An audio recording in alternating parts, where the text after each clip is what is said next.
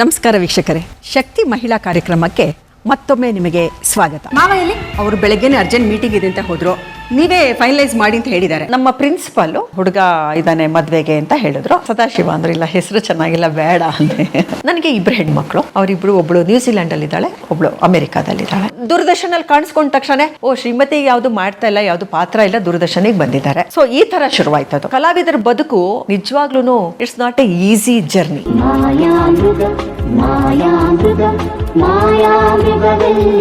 ಆಮೇಲೆ ಗೌತಮಿ ಅನ್ನೋದು ಮಾಡಿದ್ವಿ ಎಲ್ಲ, ಅದೆಲ್ಲ ತುಂಬಾ ಇದು. ಆಮೇಲೆ ಬೆಳದಿಂಗಳಾಗಿ ಬಾ ರಾಜ್ಕುಮಾರ್ ಅವ್ರದ್ದು, ಅದು ತುಂಬಾ ಒಳ್ಳೆ ಹೆಸರು ಬಂತು. ಅದನ್ನ ಹಂಗೆ ಅದು ಪಾಸಿಟಿವ್ ಆಗೇ ಬಂದಿದ್ದು ರೋಲು. ಆಮೇಲೆ ನೋಡಿದ್ರೆ ತಗೊಳ್ತಾ ಹೋಗ್ತೀವಿ ಅವ್ರು ನೆಗೆಟಿವ್ ಚೆನ್ನಾಗಿ ಮಾಡ್ತಾರೆ ಅಂತ ನೆಗೆಟಿವ್. ಮೇ ಬಿ ನನ್ನ ಮೂಗು ನೆಗೆಟಿವ್ ಪಾತ್ರಕ್ಕೆ ತುಂಬ ಹೇಳಿ ಮಾಡಿಸ್ದಂಗಿದೆ ಅಂತ ಹೇಳ್ತಾರೆ. ನನಗದು ಗೊತ್ತಿಲ್ಲ, ಡೈರೆಕ್ಟರ್ಗಳಿಗೆ ಗೊತ್ತಿರೋದು. ಸೊ ಇದೊಂದು ಮೂಗಿನ ವಿಷಯದಲ್ಲಿ ಅದೇ ಹೇಳಿದ್ನಲ್ಲ, ಅಪ್ಪಾಜಿಯವರು ರಾಜ್ಕುಮಾರ್ ಅವರು ಅದನ್ನು ಒಂದು ಕಾಮೆಂಟ್ ಮಾಡಿದ್ರು, ನನ್ನ ಮೂಗು ನಿನ್ನ ಮೂಗು ಒಂದೇ ಥರ ಇದೆ ಅಂತ. ಅವರ ಸೀರಿಯಲಲ್ಲಿ ಅವರ ಪ್ರೊಡಕ್ಷನಲ್ಲಿ ಮಾಡಿದ್ದು, ಪೂರ್ಣಿಮಾ ಪ್ರೊಡಕ್ಷನ್ಸ್ ಅಲ್ಲಿ ಮಾಡಿದ್ದು, ಅದೆಲ್ಲ ಒಂಥರ ತುಂಬ. ಅವಾಗ ಹೋಗ್ತಿದ್ದೆ ನಾನು, ಯಾಕೆಂದ್ರೆ ಅವಾಗ ಅಪ್ಪು ಅವರು ಎಲ್ಲರೂ ಅವ್ರು 3 ಜನನೂ ಬರೋರು, ಸೆಟ್ಟಿಗೆ 3 ಜನನೂ ಬರೋರು,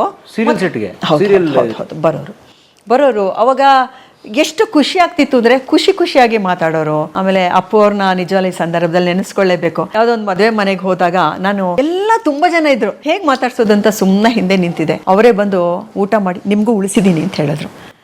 ನಾನು ಇದು ಮಾಡಿದೆ, ಶ್ರೀಮತಿ ನಿಮಗೆ ಹೇಳ್ತಿರೋದು ಅಂದರು. ಅವರ ಸೀರಿಯಲಲ್ಲಿ ಮಾಡಿದ್ದು ಪಾತ್ರನ ನೆನಪಿಸ್ಕೊಂಡು, ನನ್ನನ್ನು ಜ್ಞಾಪಿಸ್ಕೊಂಡು ಅವರು ಬಂದು ಹೇಳಿದ್ದು ನಿಜವಾಗ್ಲೂ such A great human being. ನಮ್ಮನ್ನೆಲ್ಲ ಜ್ಞಾಪಿಸ್ಕೊಳ್ಬೇಕು ಅನ್ನೋದು ಇಲ್ಲವೇ ಇಲ್ಲ. ನಾವೆಲ್ಲ ಪಾತ್ರಗಳು ಮಾಡಿರ್ತೀವಿ, ಆ ಸೀರಿಯಲ್ ಮುಗಿದ್ಮೇಲೆ ನಾವೆಲ್ಲೋ ಅವರೆಲ್ಲೋ ಆಗಿರ್ತೀವಿ. ಆದರೆ ಅದು ಜ್ಞಾಪಿಸ್ಕೊಂಡು ಮತ್ತೆ ನಮ್ಮ ಹತ್ರ ಬಂದು ಮಾತಾಡೋದು ಇದೆಯಲ್ಲ, it's such A great thing. ದೊಡ್ಡ ಮನೆನೇ. ತುಂಬಾ ನೋಡ್ಬೇಡಿ, ಲವ್ ಆಯ್ತದೆ, ಲವ್ ಮಾಡಬೇಡಿ, ನೋವು ಆಯ್ತದೆ. ನೀವು ರಾಜ್ಕುಮಾರ್ ಅವ್ರನ್ನ ಪದೇ ಭೇಟಿ ಮಾಡಿದ್ರೆ? ಅಲ್ಲ, ಆ ಸೀರಿಯಲ್ ಆಗೋವರೆಗೂ ಮೀಟ್ ಮಾಡ್ತಾ ಇದ್ದೆ ನಾನು. ಅವಾಗೆಲ್ಲ ಅದು ಸೀರಿಯಲ್ಲು ಚೆನ್ನಾಗಿ ನಡೀತಿತ್ತು. ಆಮೇಲೆ ಕಾವೇರಿ ಚಾನಲ್, ಅದು ಕಾವೇರಿ ಚಾನಲಲ್ಲಿ ಅವರೇ ಒಂದು ಅವಾಗ 1 ಅವರ್ದು ಬಾಲಾ ಸುರೇಶ್ ಅವ್ರದ್ದು ಒಂದು ಅಗ್ನಿ ಯಾವುದೋ ಒಂದು ಹೆಸರು, ಅದನ್ನು ಅವರೇ ಪ್ರೊಡ್ಯೂಸ್ ಮಾಡ್ತಾ ಇದ್ದಿದ್ದು. ಸೊ ಅವಾಗ ಅವ್ರ ಮನೆಗೆ ಹೋಗ್ತಾ ಇದ್ವಿ. ಅವ್ರ ಮನೆಯಲ್ಲಿ ಸಾಕಷ್ಟು 100 ಎಪಿಸೋಡ್ ಆದಾಗ, 200 ಎಪಿಸೋಡ್ ಆದಾಗೆಲ್ಲ ಸುಮಾರು ರಾಜ್ಕುಮಾರ್ ಅವ್ರನ್ನ ಮೀಟ್ ಮಾಡ್ತಾ ಇದ್ವಿ, ಪಾರ್ವತಮ್ಮ ಅವ್ರನ್ನ ಮೀಟ್ ಮಾಡ್ತಾ ಇದ್ವಿ. ಅವರೆಲ್ಲ ತುಂಬ ಚೆನ್ನಾಗಿಟ್ರಿ, ಒಂಥರ ಟ್ರೀಟ್ಮೆಂಟ್ ಅಂದರೆ ನಿಜವಲ್ಲೂ ಚೆನ್ನಾಗಿತ್ತು. ಅವರು ಸೀರಿಯಲ್ಲು ಫಿಲಮ್ಮು ಯಾವತ್ತೂ ಡಿಫ್ರೆನ್ಷಿಯೇಟ್ ಮಾಡ್ತಾ ಇರಲಿಲ್ಲ. ಅವರು ನಮ್ಮನ್ನೂ ಒಂಥರ ಒಳ್ಳೆ ಕಲಾವಿದರ ಥರ ತುಂಬ ಚೆನ್ನಾಗಿ ಟ್ರೀಟ್ ಮಾಡೋರು. We are very happy. ಸಂಗೀತದಂತೆ. ಸೊ ಆಮೇಲೆ ಕಂಟಿನ್ಯೂಸ್ ನಡೀತು. ಅದಾದಮೇಲೆ ಆಯಿತು ಚಿತ್ರಲೇಖ ಆಯಿತು. ಚಿತ್ರಲೇಖ ಆದಮೇಲೆ ನಾನಿನ್ನ ಬಿಡಲಾರೆ ಆಯಿತು. ಮನೆಯಲ್ಲಿ ಏನಾದ್ರು ತೊಂದರೆ ಆದಾಗ ನಮ್ಮ ನಂದಿನಿ ಬಂದು ನನಗೇನು ಗೊತ್ತಿಲ್ಲ, ನಾನು ಮಾಡಲಿಲ್ಲ ಅಂತಿದ್ಲು. ಇದಕ್ಕೆಲ್ಲ ಡೂಪ್ಲಿಕೇಟ್ ನಂದಿನಿನೇ ಕಾರಣ ಅನ್ಸುತ್ತೆ. ಅದು ವಿನೋದ್ ದೊಂಡಾಳೆ ಅವರ ಡೈರೆಕ್ಷನ್ನಲ್ಲಿ ಅದು ಮಾಡಿದ್ದು. ಸೊ ಈಗ ಕರಿಮಣಿ ಅನ್ನೋದ್ರಲ್ಲಿ ಮಾಡ್ತಾ ಇದ್ದೀನಿ. ಆಯಿ ಅಂದ್ರೆ ಅಮ್ಮ ರೋಲ್ ಮಾಡ್ತಾ ಇದ್ದೀನಿ ಅದರಲ್ಲಿ. ನಿಮ್ಮ ಮೊದಲನೇ ಹೆಂಡತಿ ಹೆಸರು ಹೇಳೋದೇನು, ಅವಳನ್ನ ನೋಡಕ್ ಹೋಗ್ತೀನಿ ಅನ್ನೋ ಸಂಭ್ರಮ ಪಡೋದೇನು? ಮಾನ ಮರ್ಯಾದೆ ಇರೋದು ಯಾರಾದ್ರೂ ಹೀಗೆ ಮಾಡ್ತಾರೆ? ಬೇರೆ ತೆಲುಗು ತಮಿಳು ಎಲ್ಲ ಆಫರ್ ಬಂದ್ರೂ ನನಗೆ ಕನ್ನಡ ವಿಶೇಷ ಅಭಿಮಾನ. ನನ್ನ ಮಾತೃಭಾಷೆ ಕನ್ನಡ. ನನಗೆ ಕನ್ನಡ ಬಿಟ್ಟು ಬೇರೆ ಕಡೆ ಹೋಗೋ ಮನಸ್ಸಿಲ್ಲ. ನಾನು ಅದಕ್ಕೆಲ್ಲ ಹೋಗೋದಿಲ್ಲ. ನಾನು ಇದುವರೆಗೂ ಅವಕಾಶ ಬಂದರೂ ನಾನು ಬೇಡ ಅಂತ ಹೇಳಿದೆ. ನಾನು ತಮಿಳ್ದು ತೆಲುಗುದು ಎಲ್ಲ ಬಂತು, ಅದು ಎಲ್ಲ ತುಂಬ ಒಳ್ಳೊಳ್ಳೆ ಪಾತ್ರಗಳು ಬಂತು. ಇಲ್ಲಿಗಿಂತ ಡಬಲ್ ರೆಮ್ಯುನರೇಷನ್ನು ಕೊಡ್ತೀವಿ, ನಿಮ್ಗೇನು ಬೇಕೋ ಫೆಸಿಲಿಟಿ ಮಾಡ್ತೀವಿ. ನನಗೆ ಇಲ್ಲಿ ಪಾತ್ರ ಸಿಕ್ಕಲಿ ಬಿಡಲಿ, ಕಿರುತೆರೆ ನನ್ನ ಕನ್ನಡ, ನನ್ನ ಅಮ್ಮ ಅಷ್ಟೇ. ಯಾಕೆಂದರೆ ಇವತ್ತಿನ ದಿವಸಕ್ಕೂ ನನಗೆ ದೂರದರ್ಶನಲ್ಲಿ ಭಾನುವಾರ ಶಕ್ತಿ ಮಹಿಳಾ ಕಾರ್ಯಕ್ರಮ ಅಂತ ಬರುತ್ತೆ. ಈ ಸೀರಿಯಲ್ ಇಲ್ದಿದ್ದಾಗ ಅವರು ಕರೀತಾರೆ, ಅಲ್ಲೂ ಹೋಗ್ಬಿಟ್ಟು ನಾನು ಮಾಡಿಬಿಟ್ಟು ಬರ್ತೀನಿ. ಆಕಾಶವಾಣಿ ಕರೆದ್ರು ಹೋಗ್ತೀನಿ. ನಿಮ್ಮ ಸೇವೆಗಳನ್ನು ಯಾವ ರೀತಿ ಜನಗಳಿಗೆ ತಲುಪಿಸಿದ್ರಿ? ನಾನೊಂದು 25,000 ಖರ್ಚು ಮಾಡಿ ಕಿಟ್ ಮಾಡಿ ಕೊಡಕ್ಕೆ ಶುರು ಮಾಡಿದೆ. ತಾಯಿ ಸ್ಥಾನ ಕೊಟ್ಟಿರೋದು ನನಗೆ ದೂರದರ್ಶನ ಮತ್ತೆ ಆಕಾಶವಾಣಿ. ಹಾಗಾಗಿ ನನಗೆ ದೂರದರ್ಶನ್ಗೂ ಹೋಗ್ತಾ ಇರ್ತೀನಿ. ಯಾರು ಕರೆದು ಪಾತ್ರವಾಗಿ ಮಾಡಿ, ಯಾವ ಪಾತ್ರ ಆದ್ರೆ ಏನಂತ ಮಾಡ್ಕೊಂಡು ಹೋಗ್ತಾ ಇದ್ದೀನಿ. 78 ಸೀರಿಯಲ್ ಆಗೋಯ್ತು. ಇದು 78ನೇದು ಸೀರಿಯಲ್. ಎಷ್ಟು ಸಾವಿರ ಎಪಿಸೋಡ್ ಆಗಿರ್ಬೋದು? ಅಂದರೆ ಅವಾಗೆಲ್ಲ 13 ಎಪಿಸೋಡ್ಸ್ ಬರ್ತಾ ಇತ್ತು.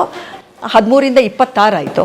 26ರಿಂದ 130. ಇವಾಗ ಆಗಿದೆ ಎಷ್ಟು, ಸುಮಾರು ಒಂದು 4,000-5,000 ಎಪಿಸೋಡ್ಸು ಆಯ್ತಲ್ಲ. ಇವಾಗ 78 ಸೀರಿಯಲ್ಲು ಅಂತಂದರೆ ಆಗಿದೆ. ನಾಟಕಗಳು ತುಂಬ ಮಾಡಿದ್ದೀನಿ. ಡಿಪ್ಲೊಮಾ ಇನ್ ಡ್ರಾಮಾ ಆದಮೇಲೆ ಸುಮಾರು ನಾಟಕಗಳು ಮಾಡಿದ್ದೀನಿ ನಾನು. TNS ಅವರ ನಿರ್ದೇಶನದ ಒಂದು ಸಾಹೇಬರು ಬರುತ್ತಾರೇನೋ ನಾಟಕ ಮಾಡಿದ್ದೆ, ಅವರು ಅದನ್ನು ಮಾಡಿಸ್ತಾ ಇದ್ರು. ಕಲಾ ಗಂಗೋತ್ರಿ ಅವ್ರ ಜೊತೆಲಿ ಮಾಡಿದ್ದೀನಿ. ಮತ್ತು ನಾಟಕ ಅದೊಂದು ನನಗೆ ಖುಷಿ. ಅದು ನಾಟಕದಿಂದ ನಮ್ಮ ಅದೊಂದು ರೆಕಗ್ನಿಷನ್, ಅದೊಂದು ಚಪ್ಪಾಳೆ ಇದೆಯಲ್ಲ, ಲೈವ್, ಅದು ತುಂಬ ಖುಷಿ ಸಿಕ್ಕೋದು. ಅದು ಇವತ್ತಿಗೂ ನನ್ನ ನಾಟಕ ನಿಜವಾಗ್ಲೂ ನನಗೆ ತುಂಬ ಇಷ್ಟ ಆಗುತ್ತೆ. ನಮ್ಮದು ಗಾನ ವಿನೋದಿನಿ ಅಂತ ಒಂದು ಹಾಸ್ಯದ ತಂಡ ಇತ್ತು. ಅದು ಹೌದು. ಅದು ಸುಬ್ರಹ್ಮ ಸರ್ ಅಂತ ಇದ್ದಿದ್ದು. ಅವರು ರೀಸೆಂಟಾಗಿ 2 ತಿಂಗಳ ಕೆಳಗಡೆ ಅವರು ತೀರ್ಕೊಂಬಿಟ್ರು. ಈಗ 15 ದಿವಸದ ಕೆಳಗಡೆ ಇದು ಸಿ ಅಶ್ವಥ್ ಭವನದಲ್ಲಿ ನಮ್ಮದೊಂದು ಪ್ರೋಗ್ರಾಮ್ ಆಯಿತು ಅಲ್ಲಿ. ಸೊ ಅದು ಎಲ್ಲ ಒಂದು ಆ ನಾಟಕ ಸ್ಟೇಜ್ ಮೇಲೆ ಹೋದಾಗ ಆಗೋ ಖುಷಿ, ಇದೊಂದು ಖುಷಿ. ಏನಾದ್ರೂ ಮುಖಕ್ಕೆ ಬಣ್ಣ ಹಾಕ್ಕೊಂಡಾಗ ನಾವು ಆ ಪಾತ್ರದಲ್ಲಿ ನಾವು ಪಾತ್ರ ಆದಾಗ ನಿಜವಾಗ್ಲೂ ಅದು ತುಂಬ ಸಂತೋಷ ಸಿಕ್ಕತ್ತೆ. ಇದ್ರ ಜೊತೆಯಲ್ಲಿ ಕೆಲವುದೊಂದು ದೂರದರ್ಶನ್ಗೆ ಪ್ರೊಡ್ಯೂಸ್ ಮಾಡುವಂಥ ಅವಕಾಶಗಳು ಇತ್ತು. ಸೊ ನಾನು ಒಂದು ವಿಷ ಅನ್ನೋ ಸೀರಿಯಲ್ ಪ್ರೊಡ್ಯೂಸ್ ಮಾಡಿದೆ. ಆಮೇಲೆ ಇನ್ನೊಂದು ಹಳೆ ಪೇಪರ್ ಕಾಲೇಜ್ ಶಿಷ್ಯ ಇನ್ನೊಂದು ಮಾಡಿದೆ. ಆಮೇಲೆ ಇನ್ನೊಂದು ಗೂಡು ಸೇರಿದ್ದ ಹಕ್ಕಿ ಹಾಡು ಅಂತ ಒಂದು ಮಾಡಿದ್ವಿ. ಇದೆಲ್ಲ ನಾನು ಪ್ರೊಡ್ಯೂಸರ್ ಆಗೋದು ನನಗೆ ಅಲ್ಲಿ ಅಸೋಸಿಯೇಟ್ ಡೈರೆಕ್ಟರ್ ಆಗಿದೆ. ಆದರೆ ಡೈರೆಕ್ಟ್ರಾಗಿ ನನಗೆ ಅದು ಅಷ್ಟೊಂದು ಕ್ರಿಯೇಟಿವಿಟಿನಲ್ಲಿ ಬಹುಶಃ ನಾನು ಅಷ್ಟೊಂದು ಇದು ಆಳವಾಗಿ ನನಗೆ ಹೋಗೋಕ್ಕೆ ಆಗಲಿಲ್ಲ.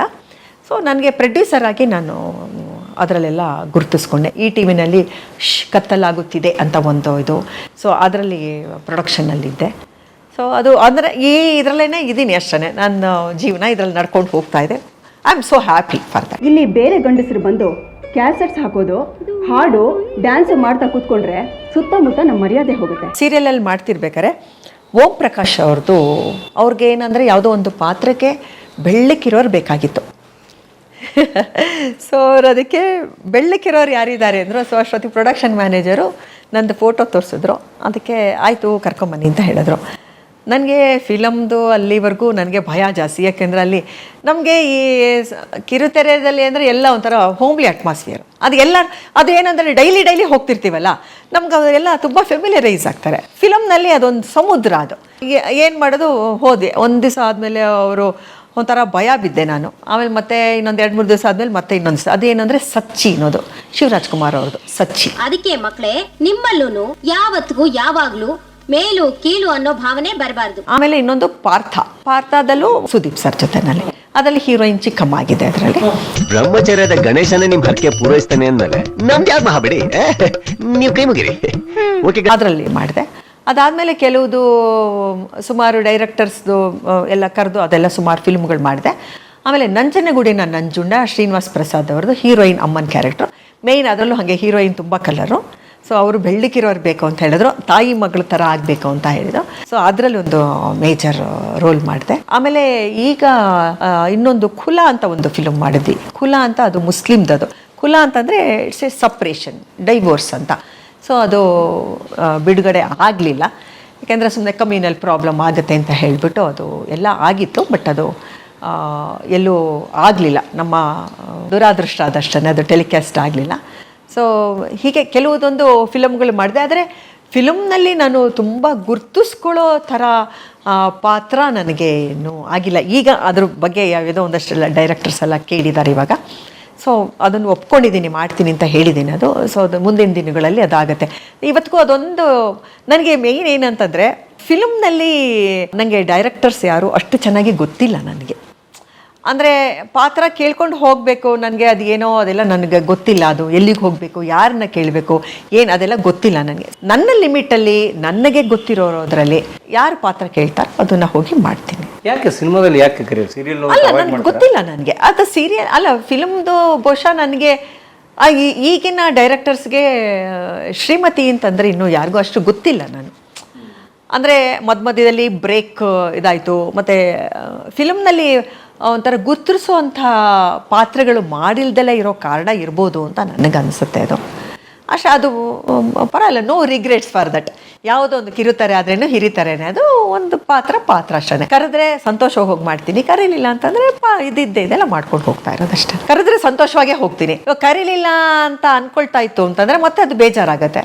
ಸೊ ಬೇರೆ ಬೇರೆ ಆ್ಯಕ್ಟಿವಿಟೀಸ್ ಇರುತ್ತೆ. ನಂದು ಸ್ಪಿರಿಚುವಲ್ ಫೀಲ್ಡ್ ಇರುತ್ತೆ. ನಾನು ಮುಂಚೆ ಎಲ್ಲ ಹೋಗಿ ಅದರದ್ದು ಭಾಷಣಗಳೆಲ್ಲ ಮಾಡ್ತಾಯಿದ್ದೆ. ಸೊ ಅದು ಒಂದಿದೆ ನನಗೆ. ಆಮೇಲೆ ಆ ಥರದ್ದೆಲ್ಲ ತುಂಬ ಆ್ಯಕ್ಟಿವಿಟೀಸ್ ಇರೋದ್ರಿಂದ ಕೌನ್ಸಿಲಿಂಗ್ ಮಾಡ್ತಿದ್ದೆ, ಮಕ್ಳಿಗೆ ಕೌನ್ಸಿಲಿಂಗ್ ಕೊಡ್ತಿದ್ದೆ. ತಾಯಿ ತಂದೆಯರಿಗೆ ಮಕ್ಕಳ ಜೊತೆಯಲ್ಲಿ ಹೇಗಿರ್ಬೇಕು, ಯಾಕೆಂದರೆ ಅದು ತುಂಬ ದೊಡ್ಡ ಪ್ರಾಬ್ಲಮ್ ಇವಾಗ. ಅದು ಮಕ್ಕಳನ್ನ ಬೆಳೆಸೋದು ಅದೊಂಥರ ಇಟ್ಸ್ ಎ ಟ್ರಿಕ್ಕಿ. ತುಂಬ ಮಕ್ಕಳ ಜೊತೆ ಮಕ್ಕಳಾಗಿ ಬೆಳಿಬೇಕು. ನಾವೆಲ್ಲ ಕೂತ್ಕೊಂಡಿರ್ತೀವಿ, ಮಕ್ಳಿಗೆ ಟಿ ವಿ ನೋಡಬೇಡಿ ಅಂತ ಹೇಳೋದು, ನಾವು ಟಿ ವಿ ನೋಡೋದು. ಮಕ್ಕಳಿಗೆ ಗ್ಯಾಜೆಟ್ಸ್ ಯೂಸ್ ಮಾಡಬೇಡಿ ಅಂತ ಹೇಳೋದು, ನಾವು ಅವ್ರ ಮುಂದೆ ಗ್ಯಾಜೆಟ್ಸ್ ಯೂಸ್ ಮಾಡ್ತಿರೋದು. ಇದೆಲ್ಲ ಬರ್ತಿದೆ. ಸೊ ಇದು ಮಕ್ಕಳಿಗೆ ನಾವು ಅಡ್ವೈಸ್ ಕೊಡೋದಲ್ಲ, ಮಕ್ಕಳ ತಂದೆ ತಾಯಿಗೆ ಅಡ್ವೈಸ್ ಕೊಡಬೇಕಾಗಿದೆ. ಅವರು ಅದನ್ನು ಎಷ್ಟರ ಮಟ್ಟಿಗೆ ತೊಗೊಳ್ತಾರೋ ತೊಗೊಳ್ಳಲ್ಲೋ ಗೊತ್ತಿಲ್ಲ. ನಾನು ಅದೇ ತಂದೆ ತಾಯಿರಿಗೆ ಇದರಲ್ಲಿ ನಿಜವಾಗ್ಲೂ ಅವ್ರಿಗೆ ಎಜುಕೇಟು ಇದರಲ್ಲಿ ಮಾಡಬೇಕಾಗಿದೆ. ಯಾಕೆಂದರೆ ಇವಾಗ ಮಕ್ಕಳನ್ನೇ ಬೆಳೆಸೋದು it's not A easy thing. ಯಾಕೆಂದರೆ ನಾವೆಲ್ಲ ನೋಡ್ತಾ ಇರ್ತೀವಲ್ವ, ಸಣ್ಣ ಸಣ್ಣ ಮಕ್ಕಳಲ್ಲಿ ಸುಯಿಸೈಡ್ ಅಟೆಂಪ್ಟ್ ಮಾಡ್ತಾರೆ, ಅವ್ರಿಗೆ ಇನ್ಫೀರಿಯಾರಿಟಿ ಕಾಂಪ್ಲೆಕ್ಸ್ ಬರುತ್ತೆ, ಡಿಪ್ರೆಷನ್ಗೆ ಹೋಗ್ತಾರೆ. ಸೊ ಇದೆಲ್ಲ ಕಾರಣ ಮನೆ ವಾತಾವರಣ ಚೆನ್ನಾಗಿರಬೇಕು ಅಂತ ನಾನು ಹೇಳೋದು. ಇದೊಂದು ಪುಟ್ಟ ಕೆರೆನಲ್ಲಿರ್ತೀವಿ, ನಾವು ಸಮುದ್ರಕ್ಕೆ ಕಳಿಸ್ತಾ ಇದ್ದೀವಿ, ಅಲ್ಲಿ ದೊಡ್ಡ ದೊಡ್ಡ ತಿಮಿಂಗಲಗಳಿರುತ್ತೆ. ಅದರ ಜೊತೆಯಲ್ಲಿ ನಾವು ಈಜಾಡೋದನ್ನು ಮಕ್ಕಳಿಗೆ ಕಲಿಸ್ಬೇಕು. ಸೊ ಮಕ್ಕಳಿಗೆ ಒಂದು ಧೈರ್ಯ, ಸ್ಥೈರ್ಯ ಅದೆಲ್ಲ ನಾವು ಮನೆಯಿಂದ ಕಳಿಸ್ಬೇಕು ಅಂದರೆ ತಂದೆ ತಾಯಿರು ಅವ್ರಿಗೆ ಚೆನ್ನಾಗಿ ನೋಡಿಕೊಂಡ್ರೆ ಮಾತ್ರ ಆಗುತ್ತೆ ಅಂತ ನಾನು ಹೇಳೋದು. ಯಾಕೆಂದರೆ ಎಲ್ಲ ನೋಡ್ತಾ ಇರ್ತೀವಿ, ಸಣ್ಣ ಸಣ್ಣ ಮಕ್ಕಳು ಕಾಲೇಜಿಗೆ ಬಂದಿರ್ತಾರೆ, ಮಾರ್ಕ್ಸ್ ಕಡಿಮೆ ಮಾಡ್ತು ಅಂತ ಅವ್ರ ಜೀವನ ಅಂತ್ಯ ಮಾಡ್ಕೊಳ್ತಾರೆ. ಇದೆಲ್ಲ ಒಂಥರ ನೋವುಗಳಾಗತ್ತೆ. ಇದು ದೊಡ್ಡ ದೊಡ್ಡವರು ಮಾಡ್ಕೊಳ್ತಾ ಇದ್ದಾರೆ ಇವಾಗ. ಅದೆಲ್ಲ ಸೋ ಸ್ಯಾಡ್ ಅಂತಲ್ಲ, ತುಂಬ ನೋವಾಗೋ ಸಂಗತಿಗಳದೆಲ್ಲ ಇರೋ ಇದೊಂದು ಜೀವನ. ಇದು ಚೆನ್ನಾಗಿ ಜೀವನ ಮಾಡಬೇಕು, ಯಾರೂ ಆ ಥರ ಮಾಡ್ಕೊಳ್ಬಾರ್ದು.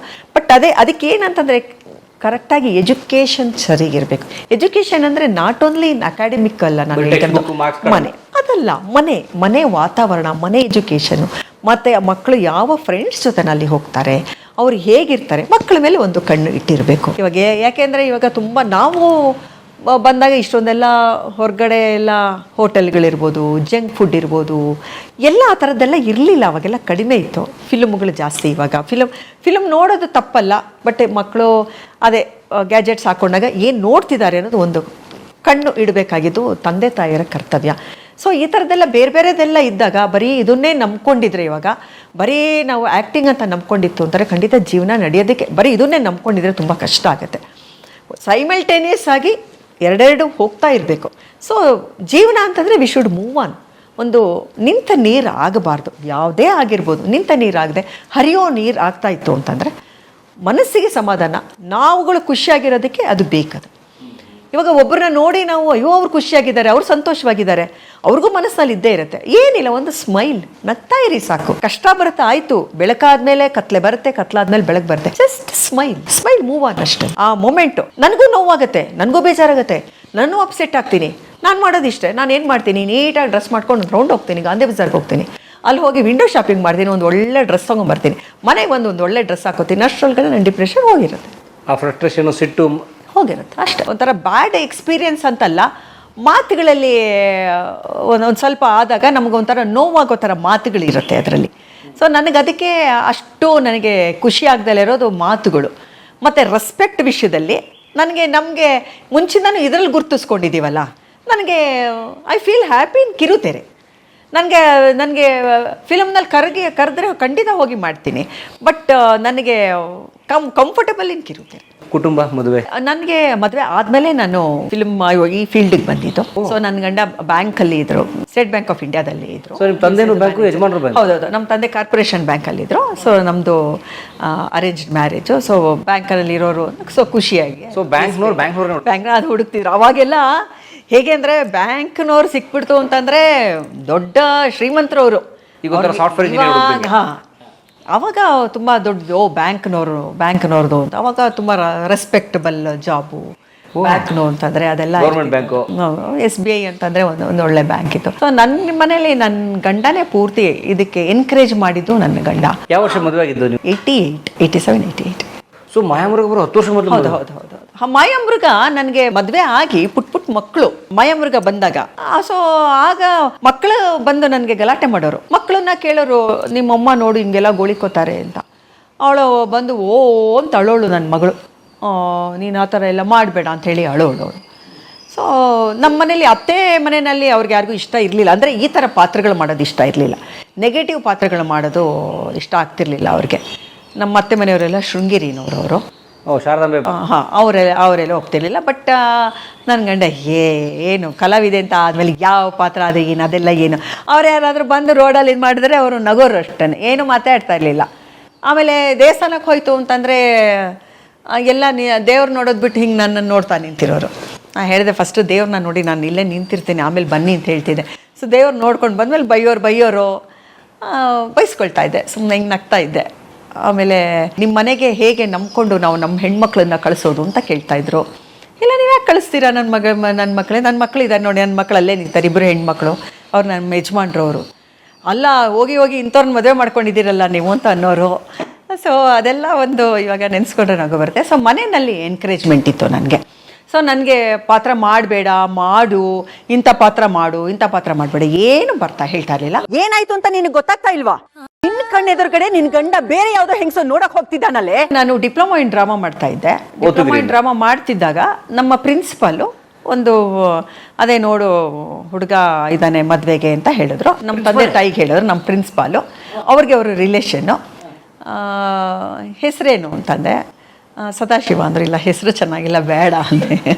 ಟೈಟ್ಲು ಚೆನ್ನಾಗಿದೆ, ಹೆಸರು ಚೆನ್ನಾಗಿಲ್ಲ ಬೇಡ, ಹಳೆ ಥರ ಇದೆ, ಏನಂತನೂ ಅವ್ರನ್ನ ಕರೆಯೋಕ್ಕಲ್ಲ, ಸದಾ ಅಂತನೂ ಕರೆಯಲ್ಲ, ಸದಾಶಿವ ಅಂತನೂ ಕರೆಯೋಕ್ಕಾಗಲ್ಲ, ಬೇಡ ಅಂತಿದೆ. ಅದು ಬಿಟ್ಟೋಯ್ತು. ಆಮೇಲೆ ಮತ್ತೆ ಒಂದು ವರ್ಷ ಆದಮೇಲೆ ಮತ್ತೆ ಅದು ಹೆಂಗೋ ಹಾಗೆ ಮತ್ತೆ ಅವರೇ ಆಗೋ ಹಂಗಾಯ್ತದು. ಅಯ್ಯೋ ಮತ್ತೆ ಸದಾಶಿವನೇ. ಹೌದು, ಅದೇ ಸದಾಶಿವನೇ ಆದರು. ಸೊ ಆಮೇಲೆ ಅಲ್ಲೇ ಇದು ನಾಟಕಗಳೆಲ್ಲ ಮಾಡ್ತಿದ್ನಲ್ಲ ಅಲ್ಲಿ. ಸೊ ಬಂದು ನೋಡ್ತಿದ್ರು ನನ್ಗೆ. ಮನೆ ನಾಟಕ ನೋಡಕ್ ಬರೋರು ನಿಮ್ದು? ಹಾಂ, ನಾಟಕ ನೋಡಕ್ಕೆ ಬರೋರು. ಮತ್ತು ಆ ಥರದ್ದು ನಾನು ಕೇಳಿದ್ನಲ್ಲ, ಮನೆಯಲ್ಲಿ ನನಗೇನು ಪ್ರಾಬ್ಲಮ್ ಇಲ್ಲ. ಆ್ಯಕ್ಚುಲಾಗಿ ನಾವು ಸೀತಾಪರಣ ಪ್ರಾಕ್ಟೀಸ್ ಅಂತ ಒಂದು ನಾಟಕ ಮಾಡ್ತಿದ್ವಿ. ಅದರಲ್ಲಿ ನಾನೇ ಸೀತೆ ರೋಲು. ಪುಟಾಣಿ ರಾಮರಾವ್ ಅಂತ ಅವರು ತುಂಬ ದೊಡ್ಡ ಡೈರೆಕ್ಟರು. ಉಮಾಶ್ರೀನ ಈ ಫೀಲ್ಡ್ಗೆ ತಂದವರು ಅವರು. ಬರೋಲ್ಲ ಊರ್ನವ್ರಿಗೆಲ್ಲ ಗೊತ್ತಾಗದ್ ಬೇಡವಾ, ನಂಗೂ ಬೊಂದಡೆ ಅಂತ. ಅವರು ನನಗೆ ಸೀತಾಪರ್ಣ ನಾಟಕಕ್ಕೆ ನಮ್ಮ ಮನೆಗೆ ಬಂದರು ಕೇಳೋಕ್ಕೆ. ಯಾವುದೋ ಅಂದರೆ ಪುಟ್ಟು ಪಾತ್ರ ಒಂದು ಕೇಳಕ್ಕೆ ಬಂದರು. ಅದ್ಯಾವುದೋ ಒಂದು ಅರಮನೆಯಲ್ಲಿ ಒಂದು ನರ್ತಕಿ ರೋಲು. ನನ್ನ ಗಂಡ ಬೇಡ ಅಂಥದ್ದೆಲ್ಲ ಬೇಡ, ನರ್ತಕಿದೆಲ್ಲ ನಂಗೆ ಡ್ಯಾನ್ಸೇ ಮಾಡೋಕ್ಕೆ ಬರಲ್ಲ, ನಾನು ನರ್ತಕಿದೇನು ಬರಲಿ. ನಾನು ಅವ್ರಿಗೆ ಹೇಳಿದೆ, ಇಲ್ಲ ಸರ್ ನನಗೆ ಡ್ಯಾನ್ಸ್ ಗಿನ್ಸೆಲ್ಲ ನನಗೆ ಬರೋದಿಲ್ಲ. ಇಲ್ಲ ಅದು ಸುಮ್ಮನೆ ಹಿಂಗೆ ಬಂದು ಹೋಗೋದು ಅಂತಂದರು. ಇಲ್ಲ ಸರ್ ನನಗೆ ಯೋಚನೆ ಮಾಡಿ ಹೇಳ್ತೀನಿ ಅಂತ ಕಳಿಸ್ಬಿಟ್ಟೆ. ಅದೇನಾಯಿತು, ಇನ್ನೊಬ್ಬರು ಯಾರೋ ರೋಲ್ ಮಾಡ್ತಿದ್ದವರು, ಆ ಪಾತ್ರ ಮಾಡ್ತಿದ್ದವರು, ನಾಟಕದ ಹಿಂದಿನ ದಿವಸ ಅವ್ರಿಗೆ ಆಕ್ಸಿಡೆಂಟ್ ಆಗಿ ಚೌಡಯ್ಯ ಮೆಮೋರಿಯಲ್ ಹಾಲಲ್ಲಿ ನಾಡಿದ್ದು ನಾಟಕ ಇವತ್ತವ್ರಿಗೆ ಕೈ ಫ್ರ್ಯಾಕ್ಚರ್ ಆಗೋಯ್ತು. ಸೊ ನಾಟಕ ಮಾಡೋಕ್ಕಾಗಲಿಲ್ಲ. ಸೀದಾ ನಮ್ಮ ಮನೆಗೆ ಬಂದರು. ಅಮ್ಮಯ್ಯ ಈ ಥರ ಹಿಂಗಾಗಿದೆ, ಭಾಗ್ಯಶ್ರೀ ಅಂತ ನಟಿ, ನೀನು ಮಾಡಬೇಕು, ನಿನಗೆ ರಿಹರ್ಸಲ್ಲು ನಾಟಕ ಎಲ್ಲ ಸ್ಟೇಜ್ ಮೇಲೆ, ನಿನಗೆ ಟೈಮ್ ಇಲ್ಲ, ನಾಳೆ ಫುಲ್ ಬೈಹಾಟ್ ಮಾಡು, ಸ್ಟೇಜ್ ಮೇಲೆ ಬಂದು ನೀನು ಮಾಡಬೇಕಷ್ಟೆ. ಆಯಿತು ಸರ್ ಮಾಡ್ತೀನಿ ಅಂದರೆ ಅದು 1 hour ನಾಟಕ ಆಯ್ತು. ಅದು ಸೀತಾಪರಣ ಪ್ರಾಕ್ಟೀಸ್ ಅಂದರೆ ಸೀತೆನ ಅಪಹರಣ ಮಾಡೋದು, ಅದೊಂಥರ ಕಾಮಿಡಿ ನಾಟಕ. ಅದು ನಿಮಗೆ ಬೇರೆ ನಾಟಕಗಳಾಯಿತು ಅಂದರೆ ನಿಮ್ಗೆ ಏನಾದರೂ ಒಂದು ಸೇರಿಸ್ಬೋದು. ಕಾಮಿಡಿ ನಾಟಕಗಳಲ್ಲೆಲ್ಲ ಸೇರಿಸ್ಕೊಳಕ್ಕಾಗೋದಿಲ್ಲ, ಅದು ಕಾಮಿಡಿ ಆಗೋದೇ ಇಲ್ಲ. ಅವಾಗ ಟೈಮಿಂಗ್ ಪಕ್ಕ ಇರಬೇಕು. ಅದು ತುಂಬ ಇಟ್ ವಾಸ್ ಎ ಚಾಲೆಂಜಿಂಗ್ ನನಗೆ. ಅದು ಟಿಕೆಟೆಡ್ ಶೋ, ಅದು ಹೆಂಗೆ ಇದಾಯಿತು ಅಂತ ಗೊತ್ತಿಲ್ಲ. ಕೊನೆಗೆ ಅಲ್ಲಿ ಹೋದರೆ ರಿಹರ್ಸಲ್ ಅದು ಹಿಂಗೆ ಹೇಳಿದರು, ನೀನು ಹೀಗೆ ಬರ್ತೀಯಮ್ಮ, ಹೀಗೆ ಹೋಗ್ತೀಯ, ಇಷ್ಟೇ ಇಟ್ಕೊಂಬಿಡು, ಇದು ಎಕ್ಸಿಟು, ಇದು ಎಂಟ್ರಿ, ಇದನ್ನ ಇಟ್ಕೊ, ಇದನ್ನು ಮಾಡು. ಯಾಕೆಂದರೆ ಅದು ಒಂದು ಸತಿ ಹೋಯ್ತು ಅಂತಂದರೆ ಮತ್ತೆ ಹೊರಗಡೆ ಬರೋದು ಇಲ್ಲವೇ ಇಲ್ಲ, ಫುಲ್ ಕಂಟಿನ್ಯೂ ಆಗ್ತಾ ಇರುತ್ತೆ. ಅದು 1 hour ಕಂಟಿನ್ಯೂಸ್ ಇರ್ತೀನಿ ಅಲ್ಲಿ ಸ್ಟೇಜ್ ಮೇಲೆ, ಆ ಥರದ್ದು. ಸೊ ನೀನು ಇಲ್ಲಿಂದ ಬರ್ತೀಯ, ಹೋಗೋದು ಮಾತ್ರ ಹಿಂಗೆ ವಾಪಸ್ ಹೋಗೋದು. ಆಯಿತು ಸರ್ ಅಂತ ಹೇಳಿದೆ. ಅವ್ರಿಗೆ ಭಯ, ಎಲ್ಲಿ ನಾನು ಡೈಲಾಗ್ ಮರ್ತೀನೋ ಅಂತ.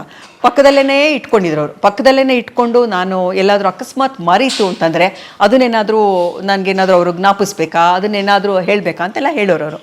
ಇದು ಬರಲೇ ಇಲ್ಲ ನಮ್ಗೆ, ಅದು ಅವಕಾಶ ಆಗಲೇ ಇಲ್ಲ.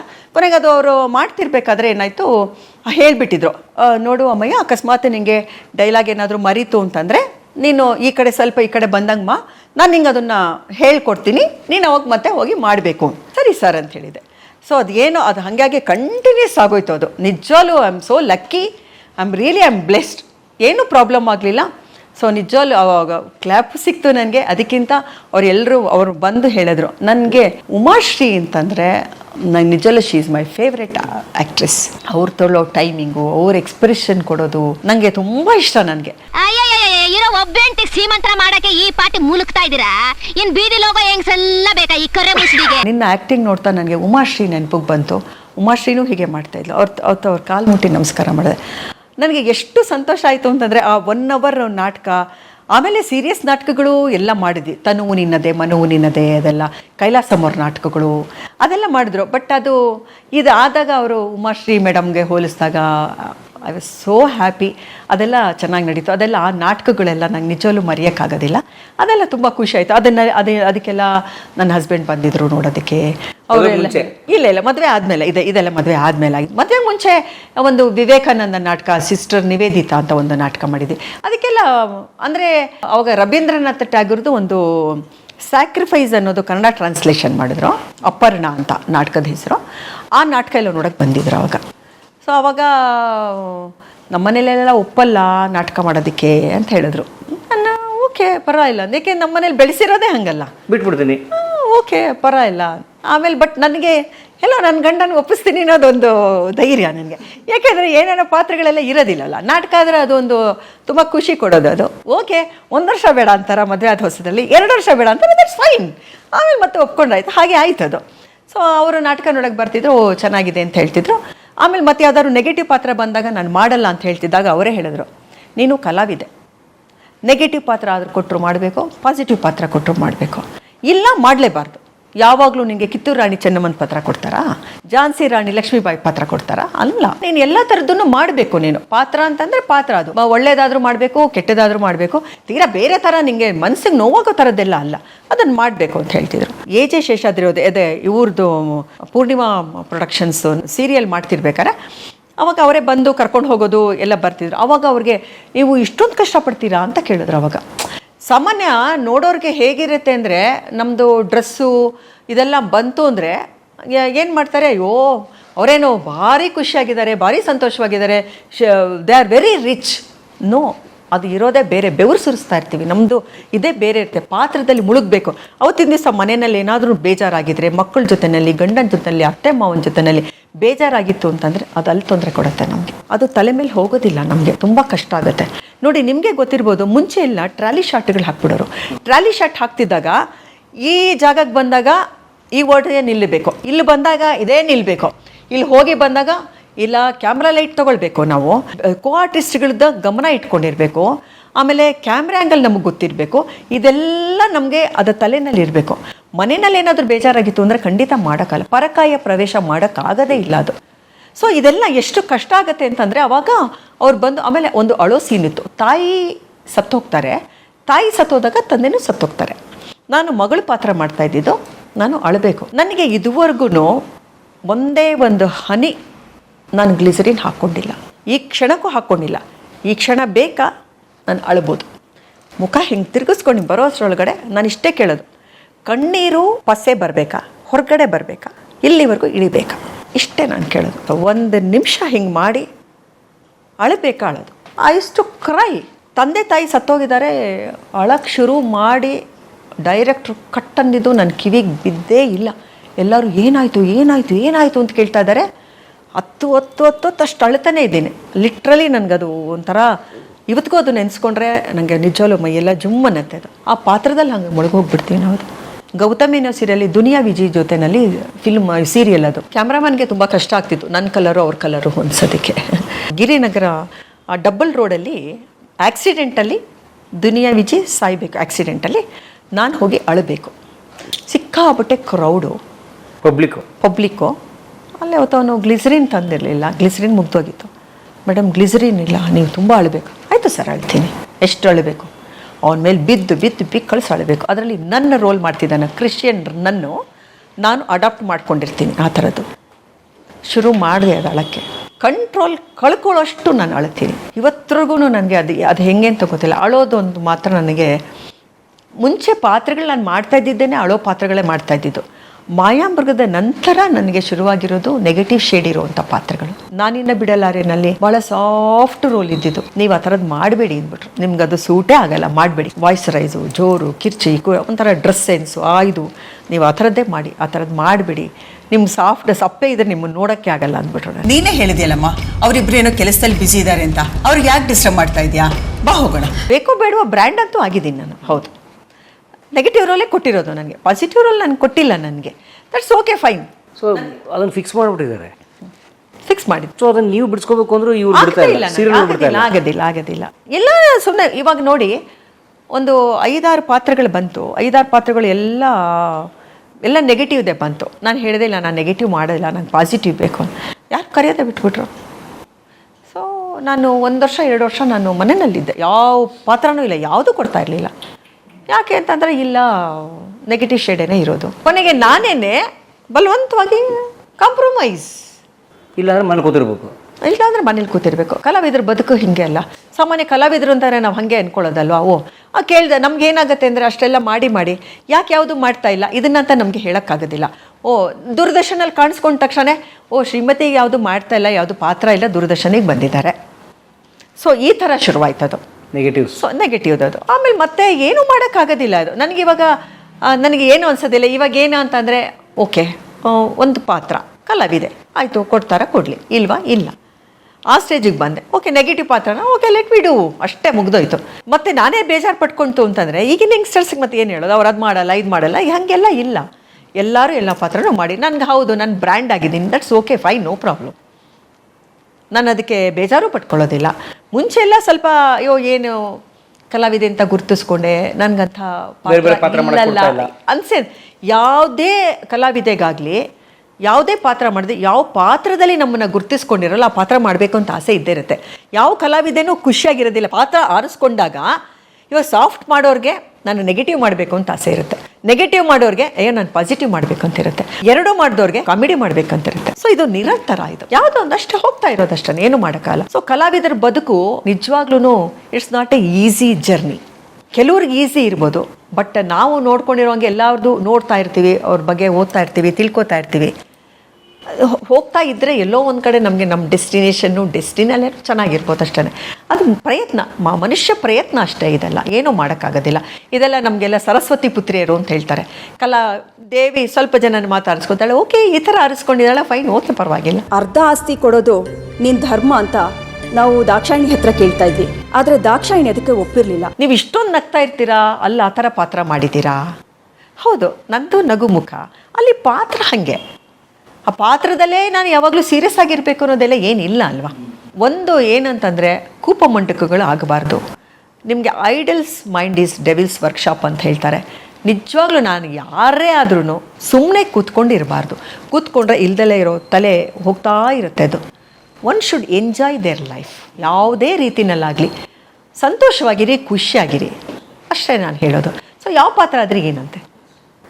ಮಕ್ಕಳು ಮೇಡಮ್, ನನಗೆ 2 ಹೆಣ್ಮಕ್ಳು, ಇಬ್ರಿಗೂ ಮದುವೆ ಆಗಿದೆ.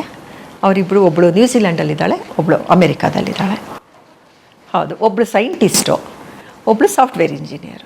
Wow, super. ಸೊ ಅವರು ಬಂದು ಹೋಗಿ ಮಾಡ್ತಿರ್ತಾರೆ, ನಾವು ಹೋಗ್ತಾ ಇರ್ತೀವಿ. ಸೊ ಅದು ಒಂಥರ, ಯಾರು ಮಕ್ಕಳು ಈ ಫೀಲ್ಡಿಗೆ ಬಂದಿಲ್ಲ. ಅವಾಗ ಏನಾಗ್ತಿತ್ತು, ನಾನು ಬಂದಾಗ ನನ್ನ ಚಿಕ್ಕ ಮಗಳು ಒಂದು ಸಣ್ಣ ಪಾತ್ರದಲ್ಲಿ ನಾವೇ ಮಾಡಿಸಿದ್ವಿ, ತಾರಾ ಜೊತೆಯಲ್ಲಿ ನಾನು ಪ್ರೊಡಕ್ಷನ್ ಮಾಡಿಸಿದ್ದೆ. ಆಮೇಲೆ ಅವಳಿಗೆ ಪುಟ್ಟು ಮಗು, ನಾನು ಇವತ್ತು ಸ್ಕೂಲ್ಗೆ ಹೋಗಲ್ಲ, ನಾನು ಶೂಟಿಂಗ್ ಬರ್ತೀನಿ ಶುರು ಮಾಡಲು. ಯಾವಾಗ ಅದಾಯಿತೋ, ಬೇಡ ಪುಟ್ಟ, ಇದೆಲ್ಲ ಬೇಡ, ಇದೆಲ್ಲ ನೀವು ಇವಾಗೆಲ್ಲ ಸ್ಕೂಲು ಕಾಲೇಜುಗಳಲ್ಲೆಲ್ಲ ಒಪ್ಕೊಳ್ಳಿ, ಆಮೇಲೆ ನೀವು ಮದುವೆ ಆಗಿ ನಿಮ್ಮ ಗಂಡ ಒಪ್ಕೊಂಡ್ರೆ ಬನ್ನಿ. ಯಾಕೆಂದರೆ ಇದರಿಂದ ಜೀವನ ನಡೆಯಲ್ಲ. ನಿಮಗೆಲ್ಲ ಗೊತ್ತಿರ್ಬೋದು, ಕಲಾವಿದ್ರು ಅಲ್ಲ, ನನಗೆ ನನ್ನ ಗಂಡನು ಕೆಲಸ ಮಾಡ್ತಾ ಇದ್ರು, he was a bank manager. ನಿಮ್ಮ ದುಡಿಮೆ ನಂಬ್ಕೊಂಡ್ರೆ ಆಗ್ತಾ ಇರಲಿಲ್ಲ. ಯಾಕೆಂದ್ರೆ ಕಂಟಿನ್ಯೂಸ್ ನಮಗೆ ಕೆಲಸ ಇರಲ್ವಲ್ಲ. ಇವಾಗ ಆ ಪ್ರಾಜೆಕ್ಟ್ ಆದ್ಮೇಲೆ ಬ್ರೇಕ್, ಆಮೇಲೆ ಮತ್ತೆ ಯಾವಾಗ ಕರೀತಾರೋ ಗೊತ್ತಿಲ್ಲ. ಇವಾಗ ಒಂದು ಪ್ರಾಜೆಕ್ಟ್ ಅಲ್ಲಿ ನಿಮಗೆ ತಿಂಗಳಲ್ಲಿ 10 ದಿವಸ ಇರುತ್ತೆ ಅಂತ ಇಟ್ಕೊಳ್ಳಿ, ಇನ್ನು 20 ದಿವಸ ಇನ್ನೊಂದು ಸೀರಿಯಲ್ ಒಪ್ಕೋಬೇಕು. ಇನ್ನೊಂದು ಸೀರಿಯಲ್ ಬರ್ತಿದ್ರೆ ಆ 10 ದಿವಸದಲ್ಲಿ ನಿಮ್ಗೇನು ಪೇಮೆಂಟಲ್ಲಿ ನಿಮ್ಗೇನು ಜೀವನ ನಡೆಸ್ತೀರ? ಯಾವುದೇ ಇದಕ್ಕಾಗಲಿ ಒಂದು ಮನೆ ಮಾಡ್ಕೊಳ್ಬೇಕಂತಿದ್ದೇ ಇರುತ್ತೆ, ಯಾರಿಗೇ ಆಗಲಿ ಒಂದು ಸ್ವಂತ ಮನೆ, ಒಂದು ಕಾರು, ಜೀವನಕ್ಕೆ ಬೇಕಾಗಿರೋದು ಅಷ್ಟು ಸ್ವಲ್ಪ ಮಟ್ಟಿಗೆ ದುಡ್ಡು, ಮಕ್ಕಳು ಎಜುಕೇಷನ್, ಅದೆಲ್ಲ ಬೇಕಾಗುತ್ತೆ ಮಿನಿಮಮ್. ಬಟ್ ಇದನ್ನೇ ನಂಬ್ಕೊಂಡಿದ್ರೆ ಆಗೋದಿಲ್ಲ, ಕಷ್ಟ ಆಗುತ್ತೆ. ಹಾಂ, ಮಕ್ಕಳಿಬ್ರು ಫಾರಿನ್, ಅವರು ರಿಟೈರ್ಡ್, ಅವರು ಬ್ಯಾಂಕಲ್ಲಿ ಇದ್ದರು. ಸೊ ಇವಾಗ ನಮ್ಮದು ಇದೆಲ್ಲ ಪೆನ್ಷನ್ ಎಲ್ಲ ಬರುತ್ತೆ. So they are quite happy. So ನನ್ನ ಪಾಡಿ ನಾನು ಇದನ್ನ ಮುಂದುವರ್ಸ್ಕೊಂಡು ಹೋಗ್ತಾ ಇದ್ದೀನಿ. ನಂದು ಸೀರಿಯಲ್ದು ಇದನ್ನೆಲ್ಲ ಇವಾಗ ಪ್ರೊಫೆಷನಲ್ ಆಗಿದ್ದೀನಿ ನಾನಿದು. ಸೊ ಇದು ತೊಗೊಂಡು ಹೋಗ್ತಾ ಇದ್ದೀನಿ, ಅದನ್ನಷ್ಟೇ. ಹಾಂ, ಹೌದು, ರಿಟೈರ್ಡ್. ಸೊ ನಮ್ಮದು ಇವಾಗೇನು ರೆಸ್ಪಾನ್ಸಿಬಿಲಿಟೀಸ್ ಏನಿಲ್ಲ, ಮಕ್ಕಳದ್ದು ಮದುವೆ ಆಗಿದೆ ಅಲ್ಲ. ಸೊ ಬರೀ ಏನಿಲ್ಲ, ನಂದು ಜೀವನ ನಾವು ನೋಡ್ಕೊಂಡು ಇರ್ತಿದ್ದೀವಿ ಅಷ್ಟೇ. ಸ್ವಂತ ಮನೆ ಇದೆ, ಸೊ ತುಂಬ ದೊಡ್ಡ ದೊಡ್ಡ ಆಸೆಗಳೆಲ್ಲ ಇಲ್ಲ. ಏನೋ ನಾವು ಅದು ಮಾಡಬೇಕು, ಆ ಅಚೀವ್ಮೆಂಟು ಈ ಅಚೀವ್ಮೆಂಟ್ ಅಂತೆಲ್ಲ ಏನಿಲ್ಲ.